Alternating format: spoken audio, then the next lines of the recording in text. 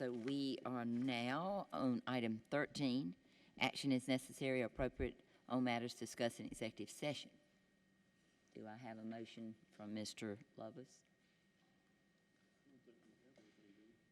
Well, yeah, the employment items, selected employment. I'm sorry. I was looking at the other items. So I'll make the motion that we approve the selected employment items listed under Exhibit A for action. Is there a second? I see a second. Any discussion?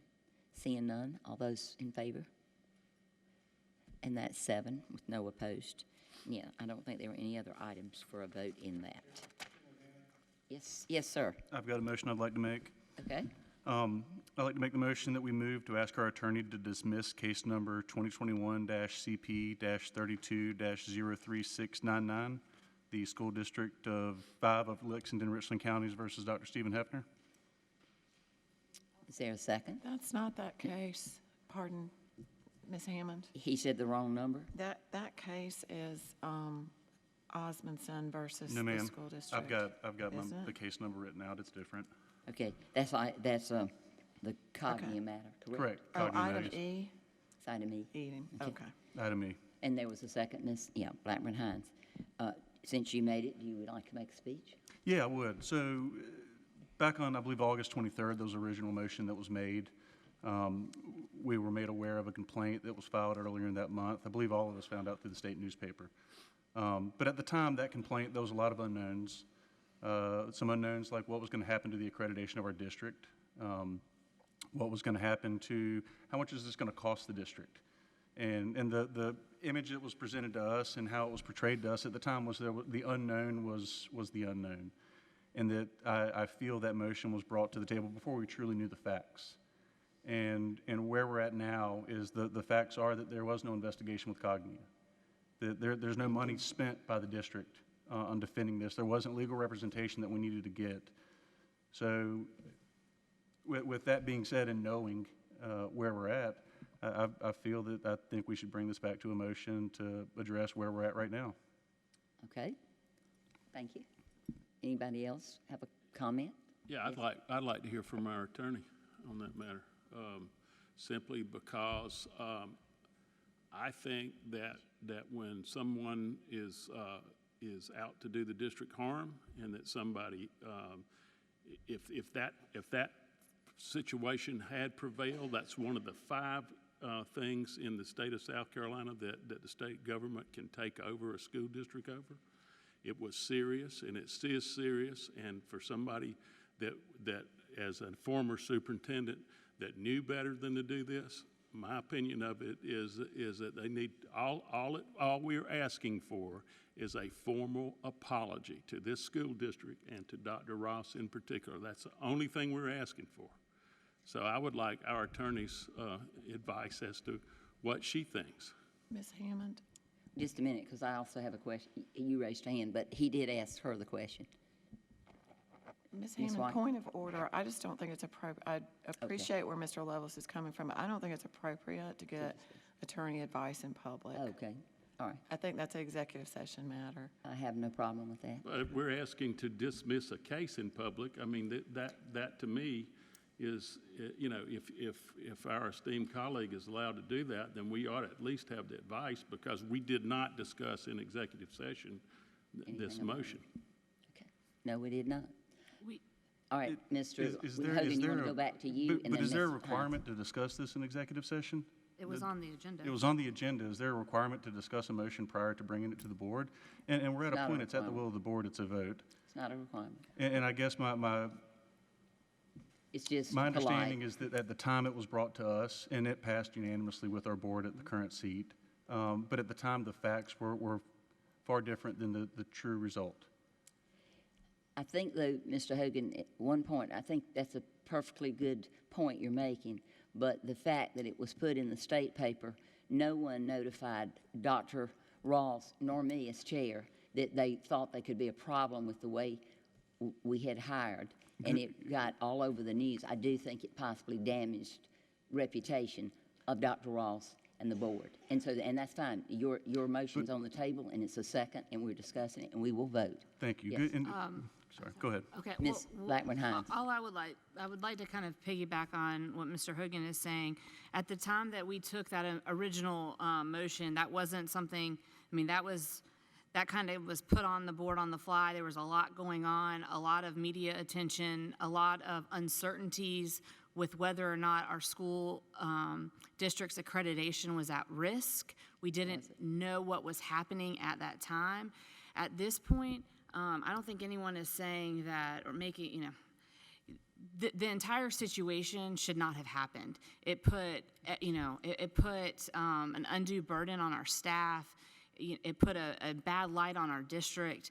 And for what? There is no investigation that was warranted by Cognia. It was, to me, a little bit of a PR ploy. That kind of stuff irritates me. But at the end of the day, a lot of things irritate me. And if somebody is going to make a complaint against the district or publicly say something bad against the district, and then we make a precedent to sue every single person who says something negative about one of us, we are going to be locked in litigation. And that is not helping our students. This case already, we've already had to hire an attorney who has had to have conversations with board members, draft a complaint, file a lawsuit. He bills several $100s an hour, and we haven't even gotten an answer to that complaint. That we have taken money out of our classrooms and away from our teachers to help our students because we need an apology. And that is not a good example to set to our students. I'm not saying that we don't reprimand or say, hey, you know what? That was a really jerk thing to do. It was. I'm not saying that. I'm not justifying any of that behavior. But when we start suing people for disagreeing with us, obviously Cognia has a method to be able to file a complaint. If we're going to sue everyone who files a complaint against us, what are we teaching our kids? That's all. Ms. Gardner. I don't think we're just suing anybody who just filed a complaint. This was specifically a previous superintendent and a group of superintendents and people that banded together and decided to put it in the state newspaper before they told us about it. It was clearly politically motivated, and if we don't follow through with this, they're going to continue to do those things because they do not agree with the current board. They don't agree with the current superintendent or whoever we're going to hire. And so I feel like we have to continue, and it won't be that much more. We have deadlines. We've already spent all this money, like you said. It's not going to be that much more money to see this through. We've already done this. If we stop now, what it says to the world is that they were right and we were wrong. That's what it says, unfortunately. Like it or not, no one will see this discussion or what we've talked about. They will see the end result, and they will do it again and again and again. He will continue to do it because he gets away with it. Madam Ms. Chair, Hutton. I call for the question. Okay. Chairman privilege, if I'd like to make a statement before we call to the question. The fact that a former superintendent, in my opinion, sought malice on a new superintendent, acting superintendent, and the board to discredit. So my anger is not really on the board. We went for an elected position. We're going to get lots of arrows thrown at us. And I can assure you, I don't support suing people for criticizing an elected official. It goes with the territory. But when you criticize someone that is the acting superintendent, that's a problem to me. And we've called for the question, so we're voting. All those in favor? My hand's been up. Point of order, you've had two. You only get to speak two Yeah. times under Robert's Rules of It Order. is Robert's rule. All those in favor of Mr. Hogan's motion, raise your hand. 3. All those opposed? 4. Thank you. It fails. Ms. Hammond, do we need to have a motion to move Yes. item 3G, update regarding permanent superintendent search, and reconvene executive session at following the end of the regular board meeting? Yes. I don't know that we have to have a motion for that, but should we? Ms. You should have, okay. So we have already discussed not being so late, so we're gonna take care of the action agenda when we get to the discussion agenda, if there's a motion to not table, but to delay those or put them on the next agenda. In other words, we just move them forward to the next meeting.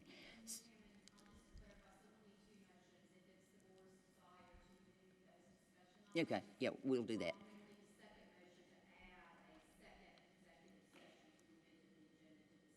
Okay. Well, what we were going to do is we were going to look at the time. We said that. So let's finish the action agenda, and we've got a presentation from Chapin. So they've been kind and waiting. That's fine.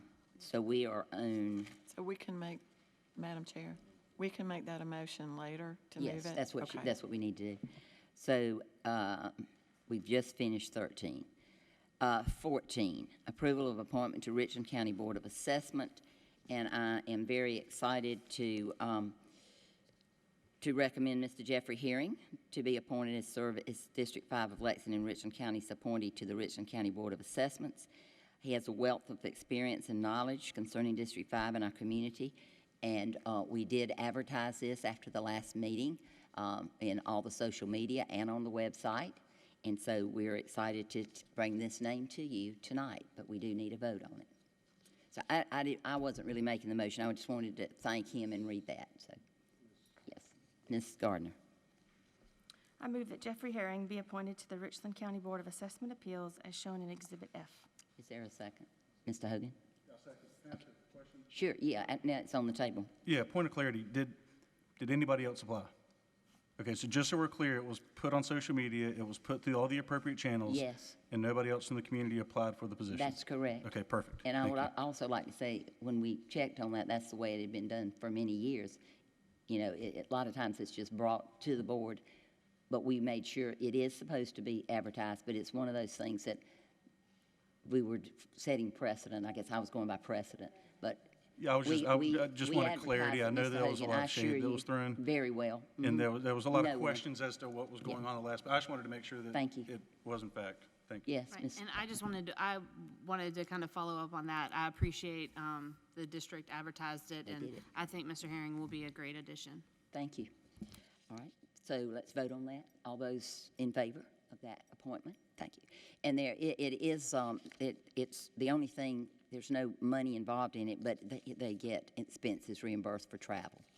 So it's not a paid position. So we really thank someone as great as Mr. Herring to spend his time to do that for Richland County. Okay, Madam Chair? yes.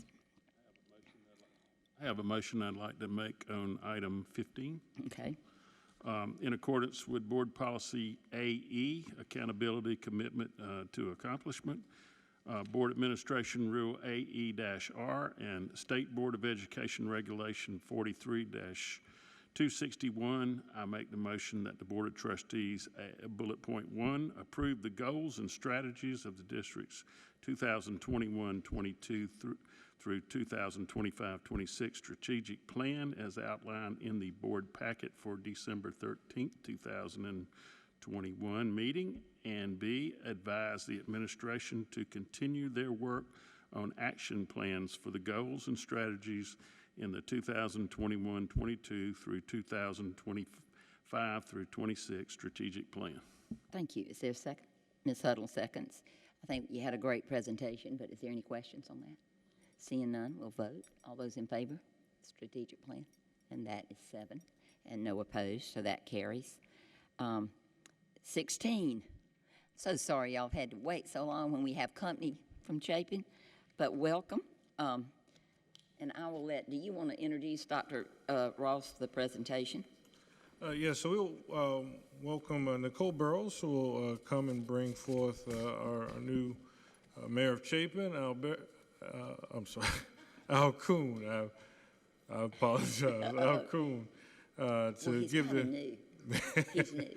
We hugged it at last week. We need to do another one as well. But we talked about the old property, old Chapin High School property, and the vision that the town of Chapin has. And Nicole Burrows reached out to us, and Al Kuhn and I met with Todd Beatonbow, And we felt that it would be best that the town actually bring their vision for that property and to show their vision for the town of Chapin and how we can work together. So, Mr. Mayor. Okay, well, thank you very much. Good evening, Madam Chairman, and each of the board members, and Dr. Ross, support staff here and over there. My name is Al Coon. I serve on the Chapin Town Council, and I'm also the mayor-elect for the town, effective January the 4th. So it's coming up. With me is Ms. Nicole Burris. Nicole is our Director for Economic Development and Public Affairs. I can tell you we're really excited about the opportunity to be here tonight, and we thank the board for allowing us the opportunity to present to the board regarding what I call the old Chapin School property located on Columbia Avenue in Chapin. Nicole is going to walk us through the presentation, which I think you have in your packet. We'll briefly touch on the history of the property, but more importantly, talk about how that property potentially fits into our plans for the development of our town. That is laid out in a newly approved comprehensive plan that's called Envision Chapin. So, Nicole, if you're ready, let's go. I am ready. Well, as he said, thank you so much for allowing us to come and speak with you guys today. I'm a little bit different than probably your other presenters. I prefer questions in the middle of the presentation because I am going to fly through it. It is way past my bedtime, so I am going to try and hurry up and go through this. One slide that I always try and show in every presentation is I like to look at the 29036 zip code area and then actually highlight the town of Chapin. So as you can tell, geographically, we're limited in size. What that means is that the property that is within the town of Chapin is that much more important to us, because if it develops in the wrong way or in a way that is to a disadvantage to the rest of the community or to the surrounding properties, it obviously has a huge impact, and you can see that on the screen. This is something that came out of the 2006 charrette, and if you notice, it's future plans. So not all of these things have come true yet, but what's interesting, if you look at the loop connector to Murray-Lindler Road, that pretty much follows in line with what the new S48 project's going to be. You can also see that there is a widened Road 48, and that obviously is coming true as well. Part of this that's important to show is that that area in the yellow we have listed as Old Chapin Historic District, so you can tell back in 2006 they recognized the cultural and historical significance of that property. This is the concept plan for Town Center. Again, it came out of that 2006 charrette, and as you can see, it had a very condensed town center. You're going to see this in a number of different reports that we've come out with and a number of different engagements that we've had with the community. The town center is something that we are lacking. Traditional small town municipalities typically have a center, a central gathering place, an area where the town develops economically, and that's their center, that's their hub. It's where kids go after school, that's where parents can take their young ones. That's typically the heartbeat of the town. Unfortunately, at the town of Chapin, we had put in some investment to try and create that, and you can see on Buford Street where the beginnings of it are, but it's just really limited, and multiple consultants have told us that's just not large enough to be able to be economically viable. It's a great start, but it's ultimately going to be very limited by the size. You can see here, if you look at Lexington Avenue, it's kind of hard to see on that screen. It might be easier to see on the side screens, but these are renderings of what a future town center could look like. Obviously, at that time, it was 2006, so they were still utilizing the old school property in a different way than what they are today, but you can envision that town center feel, that walkable, friendly, small town charm that we like to think Chapin as. That's a very good visual aesthetic to what that could look like for us. What's interesting about that is, again, this was 2006, so at the time, those buildings were still in use and they were still being utilized. And one of the first things that they identified, if you could see I have it highlighted in red, is to undertake a feasibility study for the proposed art center. So at the time, even back in 2006, they recognized that Chapin is becoming a hub for the arts and for culture. But we don't actually have a place for our students, for our community members, even for our theater group to actually perform. So this is a huge opportunity for us. The other thing that you'll notice about this report from the charrette is that they wanted to create a town green. And the reason why the town green was so important is because there's actually a way that the properties connect to each other. And so that central gathering place where you could have an amphitheater, as you can see on the concept renderings for Town Hall. Right now today, that area in the red, that is our existing Town Hall. The property is laid out like that. We own all of that space. But you can see what our future plans are, which includes an amphitheater. It does include shelters. It does include playground equipment, which we hope to be all-inclusive. And it does include a nature trail. So the parts that we've already completed on this are the nature trail, and we're working on the dog park as we speak. So all of these things are part of our future plans. When you look at our property, it's highlighted in blue on this map. Next to that area in blue is an area in red, and that's the Chapin Branch Library, which is a Lexington County asset. Then you go next to that and you see the green, that's a Lexington Richland 5 property. As you can see, it's surrounded on 3 sides by Town of Chapin property.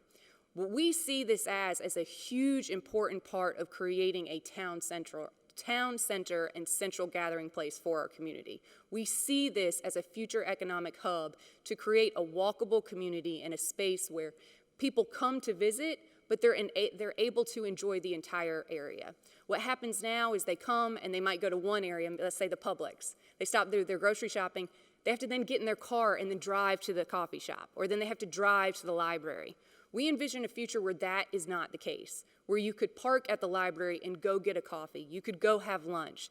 You could visit a show. You could take your kids to a play, and then they could turn around and have dinner somewhere nice. Other towns are able to do this, and we're not. The beauty of it is exactly what Dr. Ross was talking about before, which is partnership and community and the value that we see in each other. Where one entity cannot do it, we can do it together, and we see this as an opportunity to partner in that way. Just some more background. Again, I'm going to fly right through. If you have any questions, please stop me. In 2017, we did a strategic plan for economic development. Strategic plans are just the way that the towns and municipalities plan for the future. You guys just passed one so you can understand. One of the most important things that I'll point out, it was to promote Chapin as a choice location for residents, businesses, and visitors. One thing that historically Chapin has done very well, we attract residences. I don't think anyone would disagree. You can see your population numbers are increasing, right? We really want to become that choice location for businesses, but also visitors. We want visitors to come in and see the beautiful town that we have and then go back to wherever they live.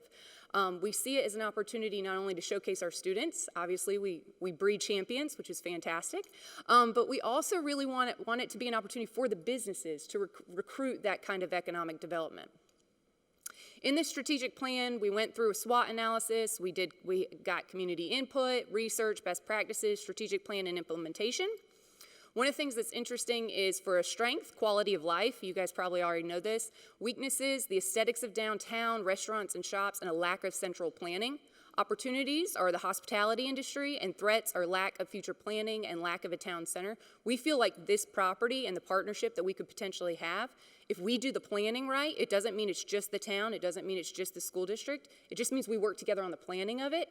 You present it and you get the right partners in place, that has an opportunity to fix all of these things or to capitalize on what we do well. So strategies, the number one thing was the creation of a master plan, and ultimately that's what we're here to talk about today. Mr. Kuhn just mentioned that we had done a comprehensive plan, and you can see some of the comments that came out. What is your vision for the future of Chapin? Promote small businesses, keep the small town feel, road planning and repairs, limit housing development, and manage growth. And what type of gathering place would you like to see? Green space, amphitheater, create and expand downtown, and a mix of these. Again, we see this opportunity, this partnership, as a great chance to get at what the people are saying. Couple goals that came out, you can see them. The comprehensive plan is actually provided online. We just took our second reading on it. I'd encourage you all to read it. We had a ton of participation through stakeholder meetings, through survey results. It's really interesting to see what the community members are saying. We also didn't just focus on just town of Chapin residents. We really took community from the entire 29036 and even beyond that, because we see it as a community problem or a community solution, not just town of Chapin problem or solution.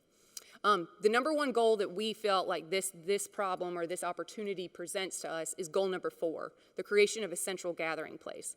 So strategy number 2 by the consultants was actually to coordinate with the school district to acquire or develop, and again, by develop, that means just partner together to work to get the right people in the location, the former school property site, and make it a focal point of town center development. So one of these things, the entire idea or concept that I'm pitching right now is an idea around creative placemaking. And placemaking is an idea that you can build your community around places. So culturally, significantly, historically, there are places that mean more to communities, right? You can think of it as the first place you might have played basketball, or the first park that you went to, or maybe the first place you went on a date. You know, you can think of these places, and culturally, they hold a different place in your heart. That school property for us is that place. If you talk to longtime Chapin residents, they pretty much all have a memory, whether it's that they were playing basketball and the gym sloped because it was the auditorium at the same time that it was the basketball gym, or whether it was their parents playing ball games because for a little period of time we had a professional ball team. They have these memories. Creative placemaking works really well because it works with the community to decide what you want and then recruit that type of development. What we've seen happen traditionally in our community is a property goes up for sale, someone's interested in it, they buy it, and they put what they're interested in putting on the property. We can do a lot with zoning, but that doesn't solve everything. There's only so much you can zone, right? So if we really want something that benefits our students, our community members, it helps our businesses, we've got to put on our hats together and work together to create this. There's consultants that are willing to help, and at the end of the day, this is a huge money maker. You can see up there the Lexington Vision Plan and the Ice House Amphitheater, and that has seen, if you can remember before Ice House, Main Street Lexington was kind of dying. There was a lot of empty storefronts. They didn't have a whole lot of traffic there. It was really on a downward slide. And when they decided to create this vision, you can see the renderings, you can see the plan and the concept, it started to build excitement. That excitement brought more business. That business, they were able to turn around and build the amphitheater, and that has brought visitors and nonprofit work and support and fundraising, and it has become a game changer for Lexington. So I show that to you just as an example of what can be done through efforts like this. A strategic plan, again, lays out a vision. We had talked about our strategic plan for economic development.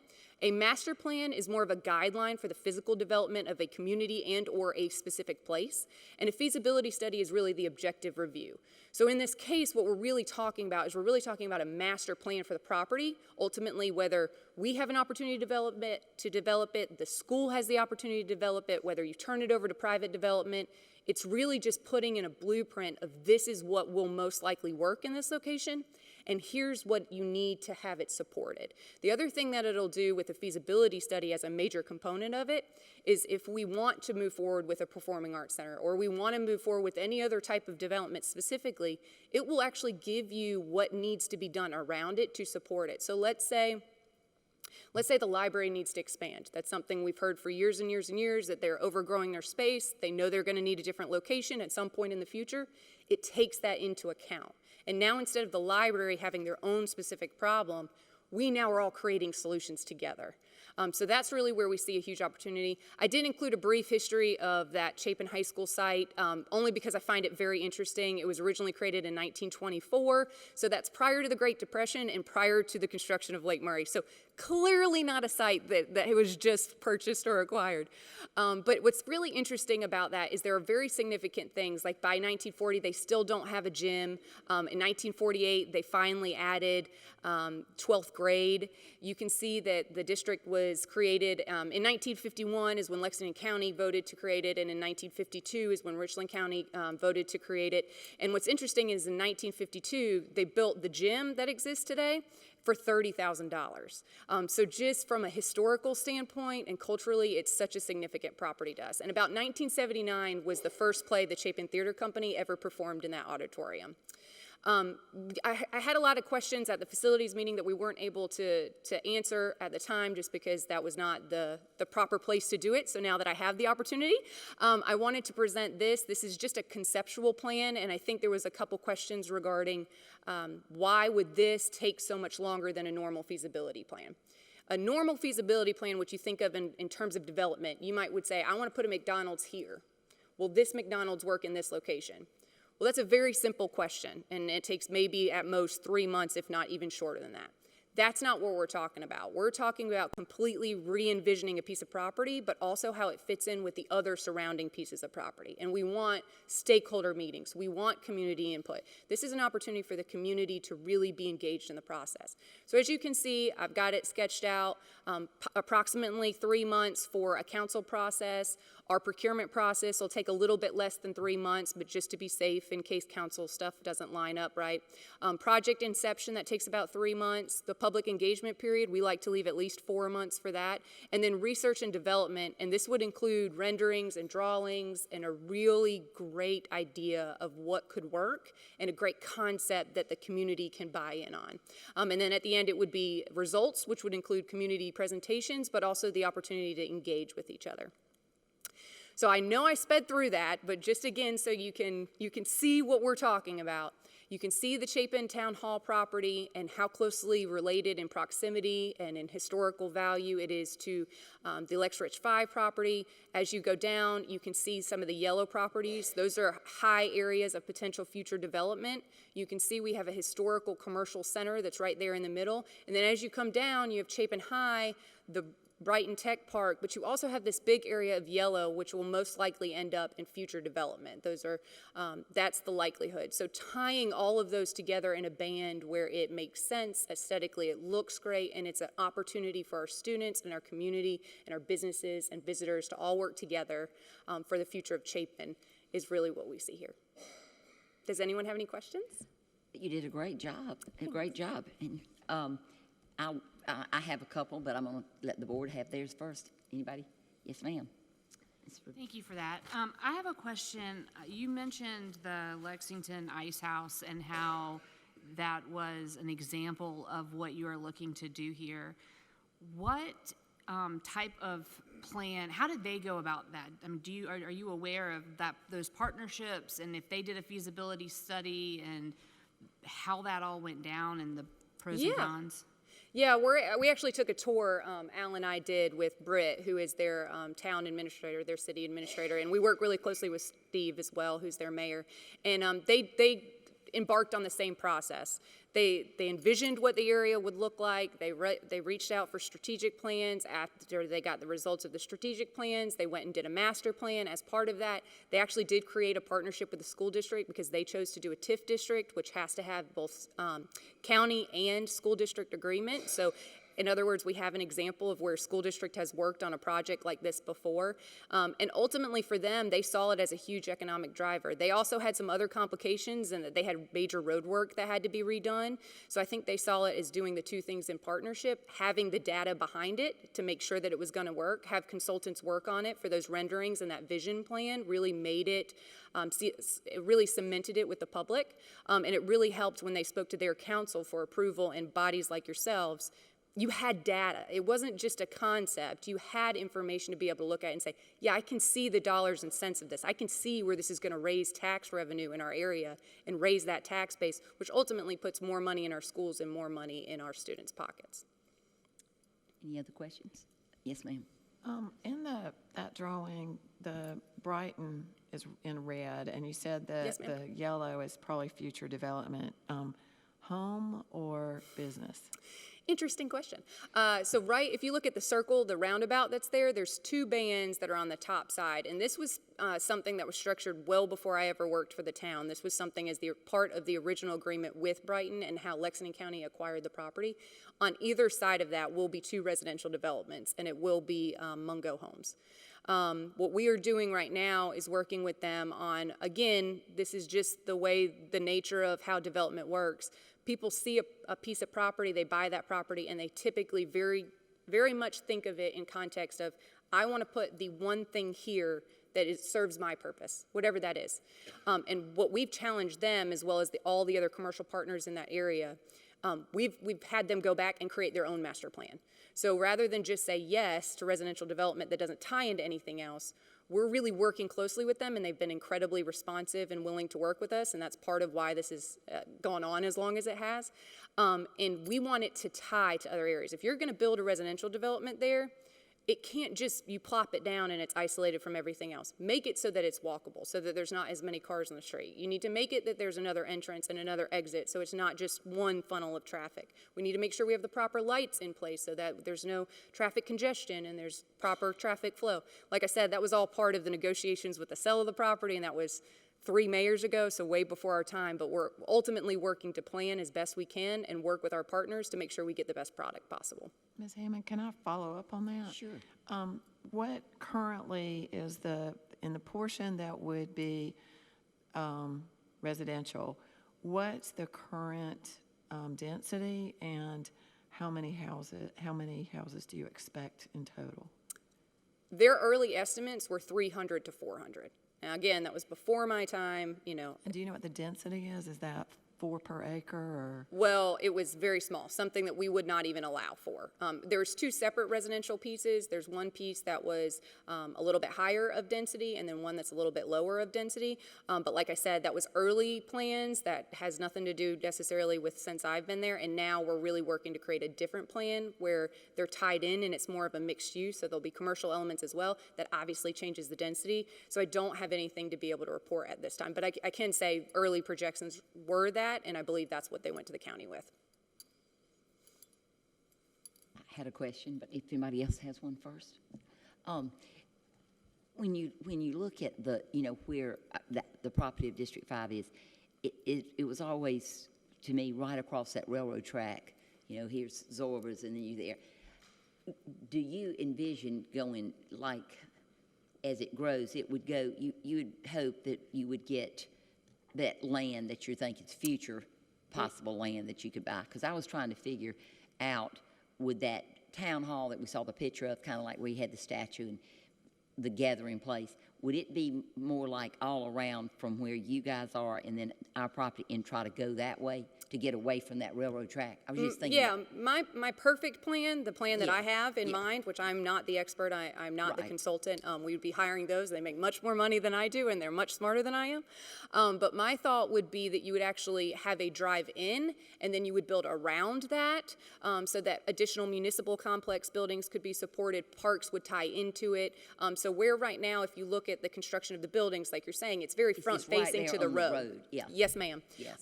And my understanding is that those buildings are not in a condition to stay. Obviously, that would be part of what the consultants would have to look at. If they're not in a condition to be salvaged, then that would be the ideal plan. If you pushed back a road and created an opportunity for additional buildings, they could support each other, share parking, and again, it creates that more walkable area that we're talking about. That was what I don't know, I just see that property right there.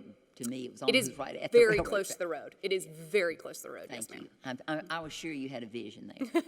Any other questions? Yes, ma'am, Ms. Moore. So then it's a tad like Doco. I'm sorry? Like Doco out in Blythewood? Yes. Like that, where you would drive in and then you could build around Yes. it? Okay. Yes.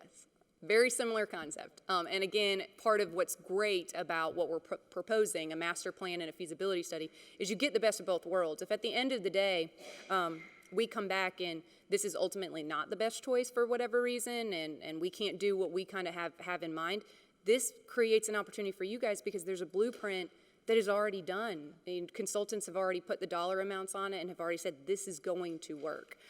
So it's an ideal situation to be able to envision that, but also to see if it's going to work ultimately. Ms. Blackburn-Hines? Kind of going into what you just said about the goal is to ultimately determine whether or not this will work for the town of Chapin, and on the flip side, if it is the best interest for the school district to be involved. Are you, as you go along with this feasibility study and the master plan, are you going to be including other private partnerships to see if you have some type of financial buy-in? So at the very end of this 18-month process, there's not this great plan presented, and the funds are not following the plan. And then it ultimately gets stuck on a shelf and no one ever sees it again? Right, Yes. right. Yes, that would be part of the feasibility study, is ultimately here's what you need around it in order to support it. If you look at the Newberry Opera House, for example, another municipality where it is obviously benefited from the culture and the arts, clearly there has been a significant economic development boom just from that Newberry Opera House. That was part of when they started renovating the process, they recruited in the Hampton Inn. because they knew the two things were not going to work independently. The Hampton Inn wouldn't survive without the Newberry Opera House. The Newberry Opera House wouldn't work without the Hampton Inn. That then also recruited additional businesses. They got different partners in that helped fund, not just from a donor side, but also from a development side. And that would be a big part of this feasibility study and master planning is the financials. Really, where does this need to come from, and how is this ultimately going to be successful? Again, there's just no way around it. Continuing to operate as entities where we're separate and we act like our goals are separate from each other does us all a disservice. We really all have the same goals at the end of the day. So creating a partnership like this is such a huge opportunity, and that would obviously be a major part of it, is the financial portion. Yes, Mr. Lovelace? I have a motion to make in form of a resolution, if I may. Well, let me be sure there are no other questions to ask. Ms. Barnes, any other? Okay, and this deals with this? Yes. Yes. Action item, agenda item 16, approve the proposed timeline of divestiture of the old Chapin High School property on Columbia Avenue in Chapin. Resolution. Whereas the town of Chapin is developing strategic plans to benefit the citizens of the Chapin community, whereas the board wishes to be good neighbors and good stewards to all, whereas the board has obligations to the children of the district to use funds from the divestiture on an expedited basis, whereas Chapin High School Improvement Council has expressed wishes for an on-campus fine arts center, where the district does not have any offers to purchase the property at this time. Now, therefore, be it resolved that the board agrees to give the town of Chapin sufficient time to complete its planning up until April 2023, shown in tonight's presentation, provided, however, that if a time-sensitive offer from a legitimate buyer has been received, the district will revisit the matter by notifying the town and providing 45 days' notice. Is there a second? Ms. Garner seconds.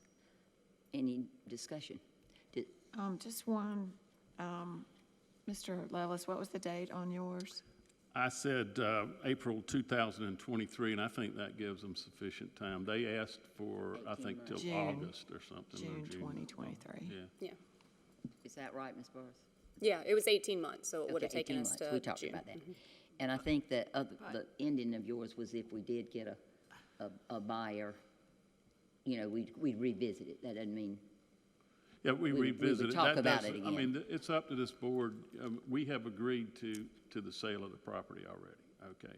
But we have not contemplated, nor have we negotiated, nor do we have anything like that in hand. We want to give you guys time to come up with your plans and then, you know, present them. And if we do have a time-sensitive situation, I don't think that we should, as good stewards to our children and our school district and our citizens, that we should, and we have citizens that live, you know, of course, in Richland County. You know, we shouldn't forget the fact that we have a constituency that we have to serve. We'd like to work with you, you know, to consider your needs, what you need, in order for, you know, we're not trying to force anything upon you, but on the like manner, you know, we have constituencies that we have to answer to it, which may be different from yours. Ms. Blackburn-Hines, you have your hand up? So my question to that is, so basically the resolution, I guess I'm a little confused why we're doing a resolution versus a motion, but the resolution would allow or encourage the town of Chapin to proceed with their feasibility study up through April 2023, but at any time throughout this, if somebody makes us an offer, we could renege on No, I don't think that. it said I'm renege. trying to make sure that, I'm just trying to make sure that it's clear, because to me, it almost seems like that's not in good faith if we've gotten through, say we've gotten through, you know, August or, you know, November 2022 or August August 2022, the town of Chapin has put in a considerable financial investment. We're trying to show that we could collaborate and that we could, within 45 days, pull that out if they're at a stage where they can't provide us an answer. Does that make sense? Like, I'm just trying to make sure. Well, I mean, we don't know, I mean, I think we need to Madam get the best value for this property, to help, we obviously have an obligation to our taxpayers and to our students, and we need to get the best value for that. But this might be one of the ways that we can do that. And Well, I think we're that we need to saying- operate in good faith. I think that, if I'm understanding it right, and you can correct me if I'm wrong, I think it's saying this resolution, we do support them having the 18 months to do that. And I think correct me if I'm wrong, because I just heard that myself. Ms. That Burrows? bottom part is in case there would be a viable, person that wanted to buy that, we would revisit it. We still might say no. Okay, Ms. Burrows, yes.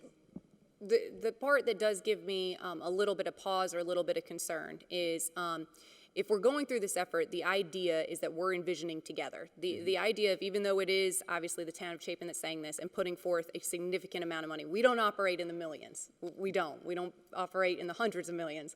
We operate in the thousands. So for us to make a $30,000, $40,000, $50,000 commitment is huge for us. I mean, it is absolutely, and like you said, we all have constituents.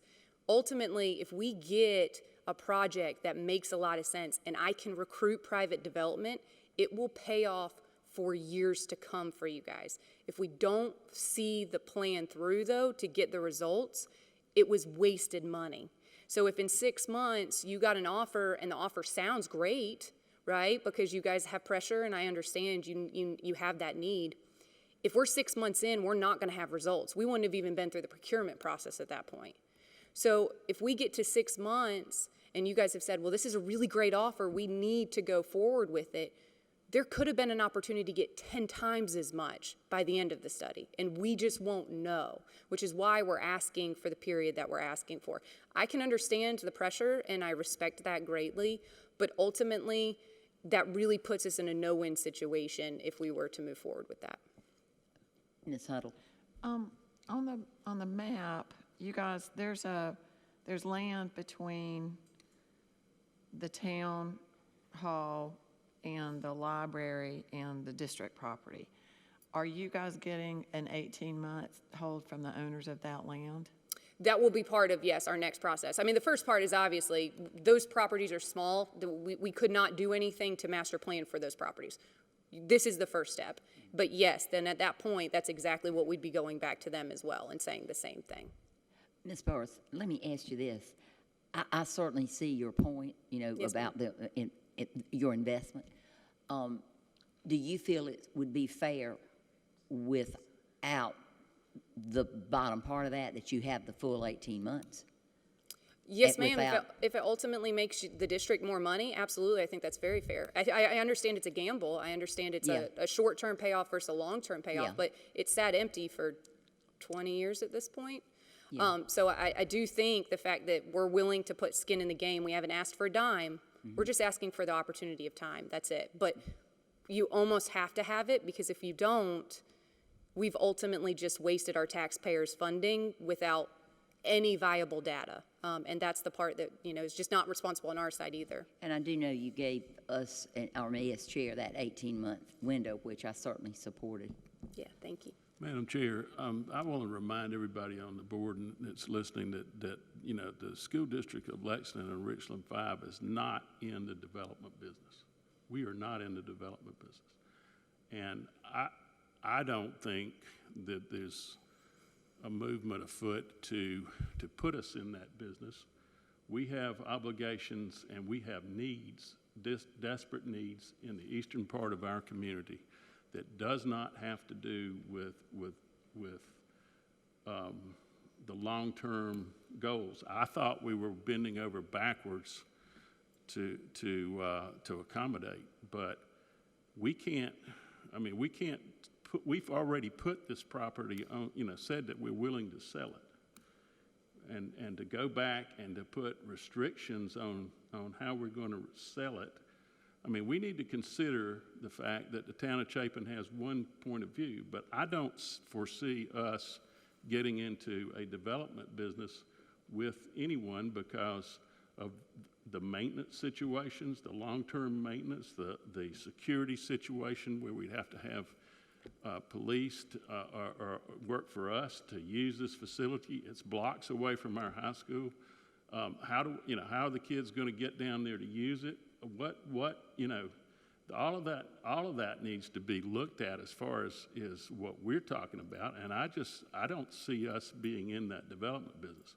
I think that if the town of Chapin wants to develop their plans, that we're giving them sufficient time. If we get an offer, then we certainly owe it to the public to look at that offer in good faith, and we are operating in good faith by saying this out front. And I just don't understand, why we would want to put ourselves in a position to get into the development business. Well, sir, no one's asking you to get in the business of development. Like, that would not be the point of this. The point of it would be to market the private development aspect as well as the municipal complex. The only gain really at the end is that you might get a higher asking price than what you would have gotten if there's no plans for the property. I see it in every property in the town of Chapin right now. People come in and they want to know, what can I put there? If you say, well, here's what the zoning says, now you envision it, guess what? They're less likely to want to make the purchase of the property because they don't see the value in the dollar amount you're asking for. They can't see it yet. We're creating a vision for what that value would be, and we're not doing it independently based on Nicole's idea or Al's idea. We're doing it based on stakeholders, teacher involvement, student involvement, community members' involvement, business owners' development, or business owners' ideas, developers' ideas. That's the opportunity. And it will, I promise you, make your property much more valuable if you have a vision for how to use it. And that doesn't have to be the town's vision, but the community's vision would absolutely make the property more valuable and ultimately make more money for the other sides, the Richland County side of the district.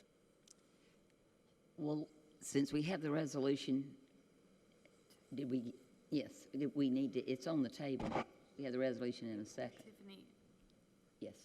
Ms. Moore, well, I think I saw Ms. Thank you. You made mention earlier how the Amphitheater for Lexington and Lexington 1 work together. Would it help us if we reached out to the town to figure out how they work together, or do you happen to know how they came together to work together in that? It was a very similar process. The gigantic difference is that the town actually owned the piece of property. Gotcha. It was the funding source. A TIF district is a very specific type of funding, and it requires the approval of the school district and the approval of the county. I am happy to provide that information. And again, I think as part of this master planning process, that's what it would ultimately figure out. Here's the best way to fund a performing arts center if that was it, or an amphitheater if that was it. Whatever the idea is, whatever we're hearing, the idea of how to fund it would come out, but as well the surrounding areas of development, which means, again, let's say a hotel, for example. If you're going to build a performing arts center, you're going to want a hotel. If a hotel turns around and is interested in the property, that's going to be incredibly valuable for the school district. Right now, a hotel would not be interested in that property by itself, and that's what I mean is the difference, right? It's that the opportunity of a vision changes the statistics. It changes the value of the property. I think Ms. Gardner was next.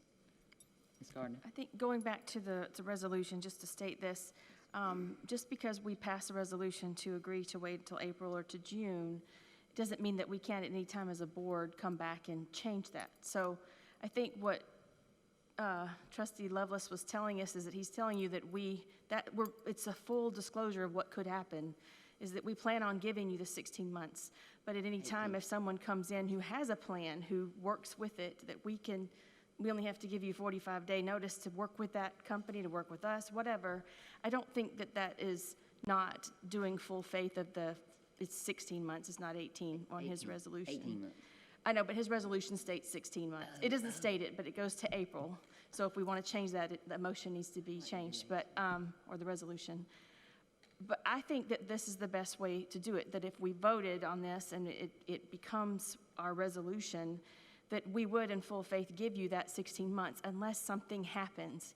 Let's say you guys fall off on your end, that gives us an out.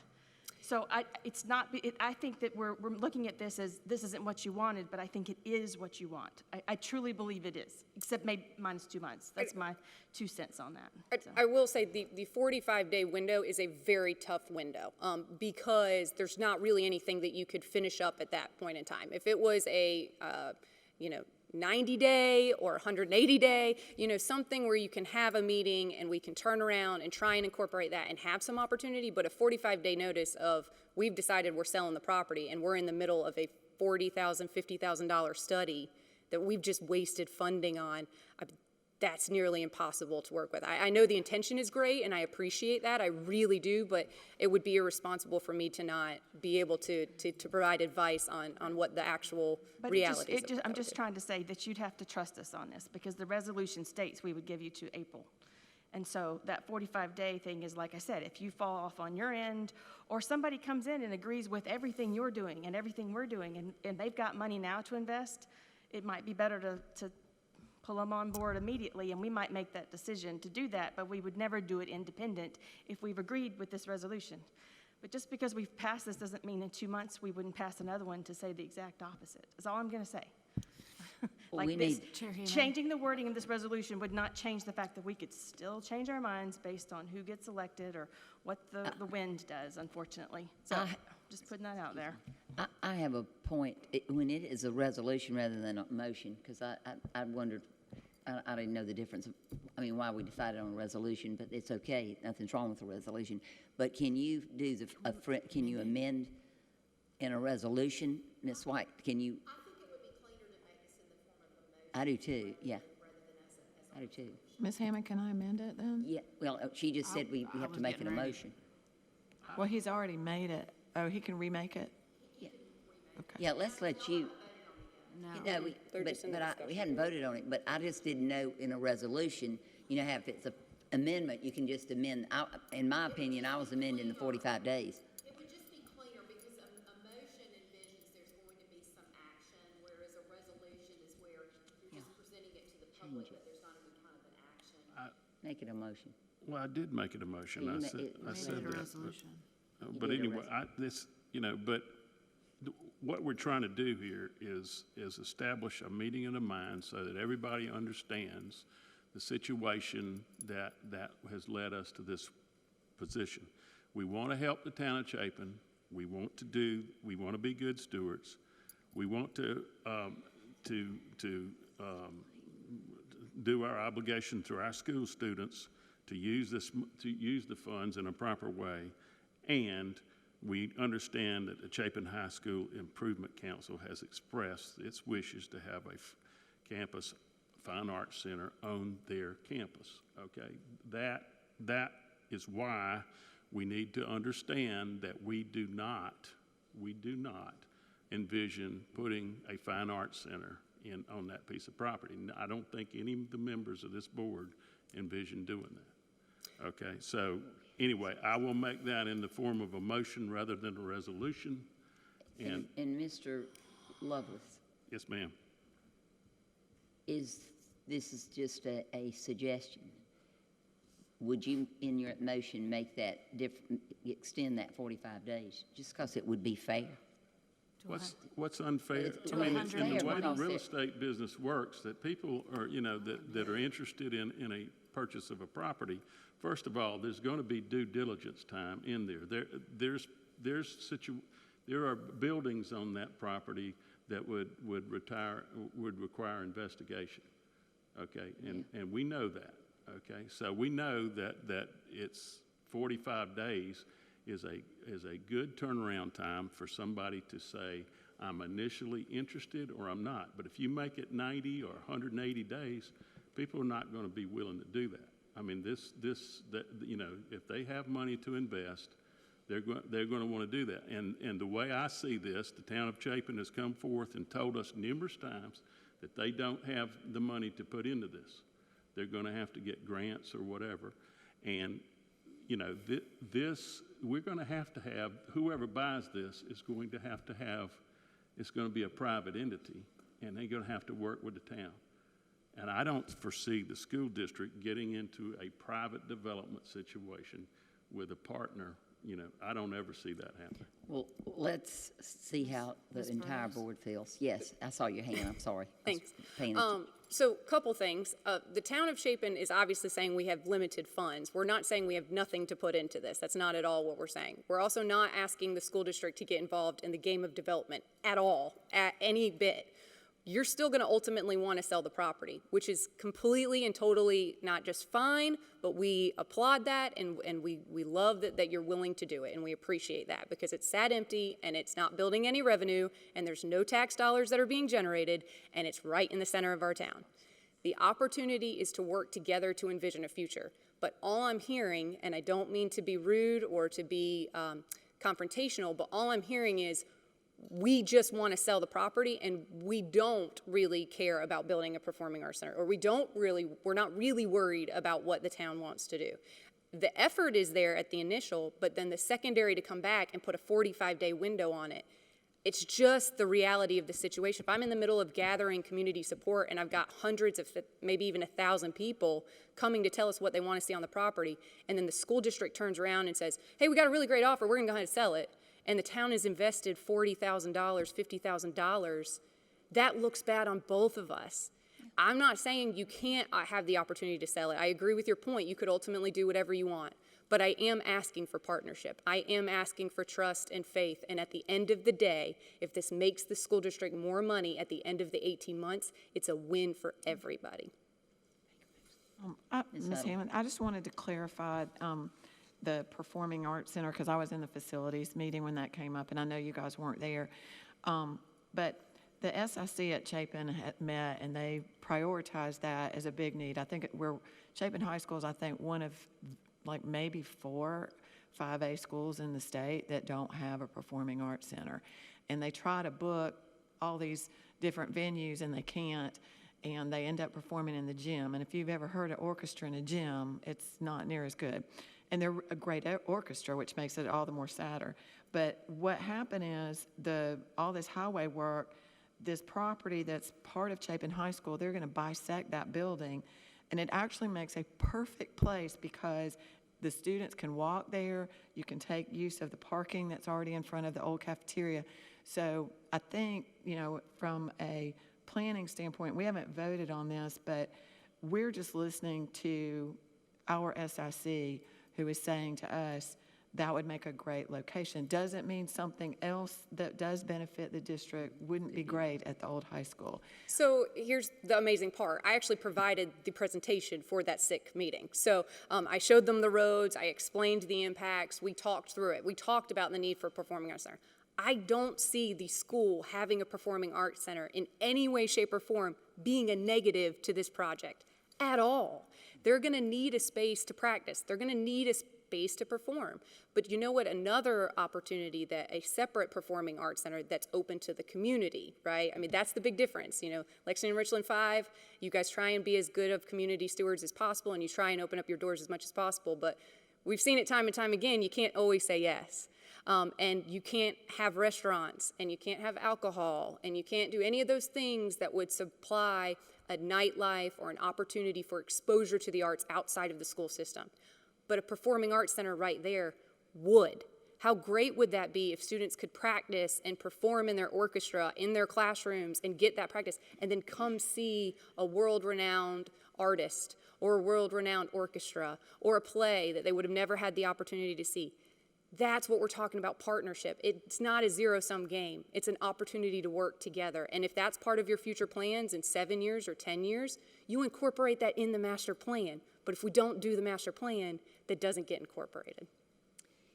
And I think what I'm hearing you, with the 16 months, it says, or the 18 months, you'll be able to come to us to prove, for lack of a better word, what it's going to do for the district. And at that time, the board decides whether it's the best use of The property. best case scenario would be that we identify private partners already willing to purchase the property. Because as part of this, that's what you're going to try and figure out. What do you need to support this project? What all development, what all buildings need to go around it?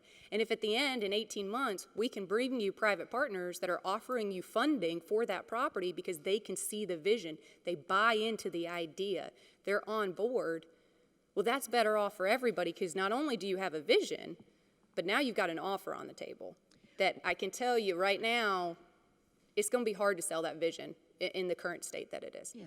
Well, this has been a controversy the 16 years I've been on the board. Yes, ma'am. This isn't the first rodeo on this. What It's late, we need your motion, if you're willing. Now, you read your resolution, you got a second, so, but if you're willing to change, since it was your resolution, if you make it in a motion, we'll see if that follows or if there's any amendment to it or not, okay?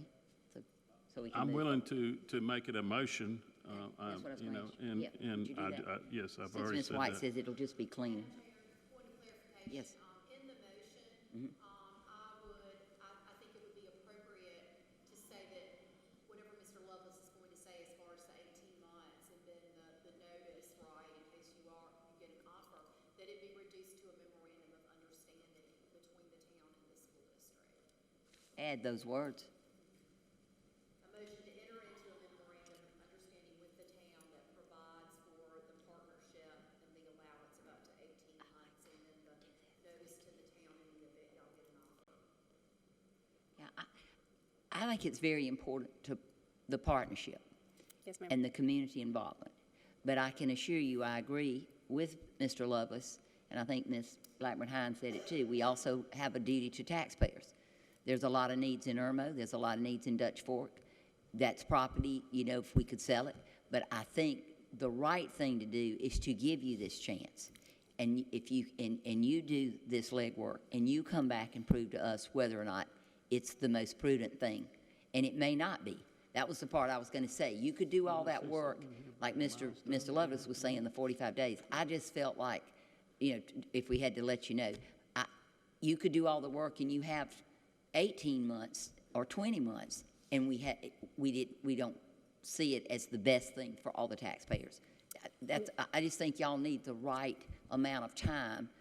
And if it came back that it wasn't going to work, if let's say it was a performing center, it doesn't work, it will tell you what will work. Right. I mean, So I that's see the merit ideal in it. situation, is that this agree. doesn't work, but here's other suggestions from experts who do this all Yeah. over the country. I agree with you. And Chapin is is a very important part of District 5, just like Irmo and Dutch Fork are. So I get it. But let's hear your motion. Okay, I'll repeat this again. Okay, motion to enter into a memorandum of understanding. Okay, do I need to put that in the body of the motion too? I think the motion could be, I move that the district enter into a memorandum of understanding with the town of Chapin to provide that. Okay. I make the motion that the school district school district 5 enter into a memorandum of understanding with the town of Chapin to give the town of Chapin sufficient time for its planning up to April 2023, as shown in tonight's presentation, provided, however, if a time-sensitive offer from a legitimate buyer has been received, the district will revisit the matter by notifying the town and providing a 90-day notice. Okay, we can end this. Okay. All right. Now, is there a second? Ms. Huddle seconds. Now, any other discussion on this? Don't ask me to read it again. We're not. Yes, Mr. Hogan. Spurs, or is the town of Chapin comfortable with 90 days?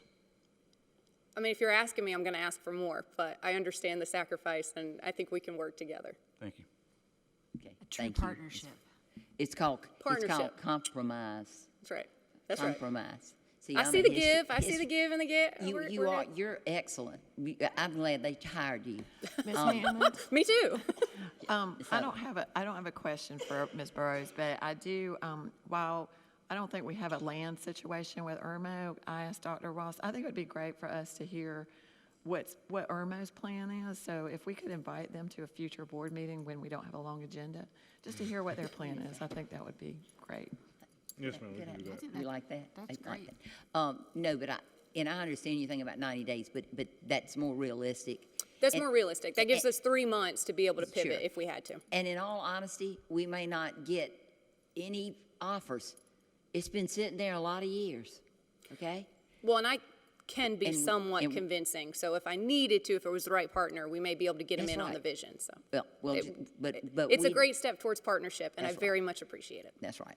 And so any other questions on the motion that's on the second? Well, all those in favor of Mr. Lovelace's motion, raise your hand. And that is the 7 and no opposed. And we thank y'all so much. And we do love Chapin, and I think your ideas are great, and we're going to work together. Thank you. Can I add one more thing? I meant to Sure. say it at the beginning. We had some Chapin High students come help with our December 11th event on Saturday. It was some of the cheerleaders came in. It was about 12 students, but I recognize some of the faces. And I've got to tell you, you have some of the most respectful, kind, gentle, willing to work with kids, very amazing individuals. They stayed really late. They helped clean up, and absolutely the district's doing a fantastic You job. see Dr. Ross smiling about I know, Chapin ear High to ear. School. I see it. He has a little bit to do with that for a few years, did Yes, ma'am. Thank you guys so much. And I'm sorry the meeting went on late, but this is a really hard-working board. Yes, We- ma'am. All right, Thank thank you. Thank you, Al Coon. We appreciate it. It's past our bedtime, too. All right. We talked about needing to go back into executive session. We're now down, we do have one more in action. So, and I think, Ms. Huddle, you have that one? It's 18. I do. I have a motion. I actually split it into two motions. So the first motion is I move that the district adopt the Section 710 Procurement Code exemptions per Exhibit H effective today. And with the following changes: removal of item 12, one-of-kind items, removal of item 13, emergency repairs, and the addition of subject to board approval if greater than $25,000 to items 5A, 5E, issuance of refinancing bonds in item 6A, item 7, 19A, and 22, and the addition of the following definition of board approval. Board approval shall mean approval of the proposed contract, payment, or for recurring expenses, approval of the vendor at least annually. Now, if we have a second, I'll explain everything. Okay, we got to get a second to explain all that. And that was a lot to read. I just want y'all to know last night. Second from Ms. Gardner. Okay. Now. So to explain that explain all in this, the plain removal language. of items, and if you have yours in front of you or on your monitor, the removal of item 12 is one-of-a-kind items is because that's already included in the procurement code under section 1560, sole source. Emergency repairs, item 13, the reason for removal of that is it's already covered by item 1570. And as a reminder, exemptions mean that these items would not have to go through the procurement process that's already been established by the state. So I felt like because those two sections are already covered by the procurement code that we should not pull them out as an exemption. And just to let the public know, your committee has discussed a lot of this. Yes, the procurement committee did. And some of you have come to it, and some haven't. Are open meetings, but so I trust the work you've done. So I'll go through the others, and then if Ms. Rawls wants to, add anything, or if she's concerned about anything, but that was the reason for the removal of those two. The reason for putting the limits on the other items, just to run through them, 5A, we weren't really clear on what that was. It says contractual and cooperative agreements for provision of services to students. But Ms. Ross sent us, there was one example of a contract, and I'm not even really clear what it was, but it was for $18,000, and it was once. So again, the reason for putting a limit on that is theoretically the exemptions have no limit. So that was the reason for that one. 5E, issuance, professional artist, again, maybe need a limit on that. Issuance of refinancing bonds, we already do that. We already approved that, so that's under 6A. And of course, if it was under 25,000, it would be fine. And then item 7 is staff development. We also talked about all these in the procurement code. 19A is appraisals, property appraisals, and 22 is professional artist. So again, it's not removing any of those items. It's just saying if an expenditure or contract is over $25,000 in those particular items, it would be subject to board approval. And Ms. Huddle, what about the procurement cards? There was no change to that? No, because Ms. Rawls said that even though these small dollar purchases in the procurement code were increasing from 2,500 to 10,000, that we were going to keep the $2,500 limit on P cards. And by the way, I have another motion for the overall procurement code. This Well, is just the 710 exemptions. Okay, we had a second on that. All those, Ms. Rawls, before we vote on that, did you have anything to add? No, ma'am. We provided the That for one her. example of 5A, and that dealt with students with disabilities. So that was a situation where it was a specific student to keep the confidentiality of those groups of students based on FERPA and HIPAA and all Right. the uhs. But, I mean, I don't think that there are any challenges. The only one I was looking at is when we were talking about the attorneys and the financial advisors. When you're looking at the approval of the vendors, at least annually, I'm assuming you want to see lists of those annually to determine, like attorneys, we would update that list annually? And I did that because we do that already with attorneys generally. I just wanted to confirm that I So, was yeah, understanding correctly. That's what Yes, we had correct. done. Yeah, Because it would be a recurring expense. I got you. Thank you, Ms. Rawls. And by the way, I did send these to Dr. Ross to share, so, this several days ago. So Yeah, I just wanted everybody to know this wasn't like out of the blue. I know that. Thank you. Your committee's worked hard. All those in favor of the motion, show of hands, and that's 7-0. Okay, And a you much had- shorter one. Yeah.